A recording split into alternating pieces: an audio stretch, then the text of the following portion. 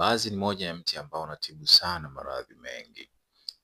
Mti huu umekuwa maarufu tokea enzi za mababu, hasa kwa kutibu maradhi mengi. Naweza nikasema kwa miti ambayo huwezi kuacha kuitaja katika matibabu ya tiba asilia, mojawapo ni huu mti wa mbaazi. Kwa hiyo before tujaendelea, hebu subscribe hapo, tuendelee kujifunza mengi zaidi kupitia peji hii. Nitakutajia maradhi haya na mfumo wa kuyatibu. Kwanza, mbaazi hutibu ukoma. Mbili, hutibu tatizo la sickle cell.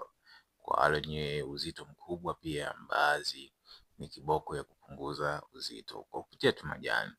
Na kuna wale ambao wana tatizo la homa ya manjano, unaweza kutumia haya majani kutibu pia. Kuna wale ambao pia wana tatizo la bawasiri, unaweza ukatumia majani hayo. Sasa kwa bawasiri unabidi utwange, alafu then unakuwa unabandika hiyo sehemu yenye hilo tatizo asubuhi na jioni, na hii unaweza ukafanya wakati hauna movement zozote zile. Sasa kwa hao matatizo mengine yote kama ukoma, ishu ya kuongeza damu, ishu ya sickle cell, kupunguza uzito, unachukua majani mkono mmoja, ambapo utachemsha glasi moja, utachemsha majani hayo upate glasi moja. Utakuwa unakunywa glasi hiyo asubuhi na jioni, asubuhi na jioni. Mti huu una maajabu makubwa sana.